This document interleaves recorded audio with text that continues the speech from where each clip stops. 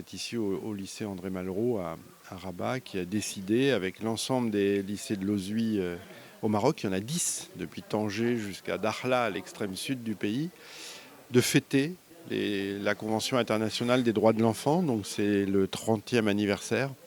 Et pourquoi fêter cette convention? Tout simplement parce que elle a, il y a 30 ans, relayée par toute une série d'autres traités internationaux, défini et mis en évidence ce que sont les droits de l'enfant imprescriptibles que toute société devrait respecter.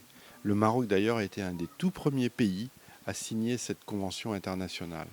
Donc nous sommes très à l'aise pour parler de choses qui sont essentielles, c'est-à-dire le fait que un des droits primordiaux, c'est celui d'aller à l'école, qui reste encore un droit non atteint pour un certain nombre d'enfants dans ce pays, mais ailleurs également.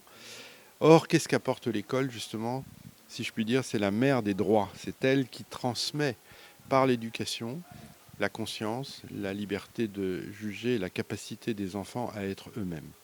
Donc, quoi de mieux que rendre les enfants acteurs de cette Convention internationale des droits de l'enfant pour dire ce qu'elle signifie et qu'elle signifie pour eux. Souvenons-nous que dans cet établissement, la plupart des enfants sont des enfants marocains. Et donc ils parlent de leur société. Et ils en parlent avec maîtrise, avec humour, avec sensibilité et avec amour. Et ce qu'ils ont dit ce matin, ce qu'ils diront toute la journée, est au fond un message au travers de l'école, porté par l'école, sur ce qu'est aujourd'hui et devrait être la dignité de tous les enfants. C'est pour ça que c'est la fête.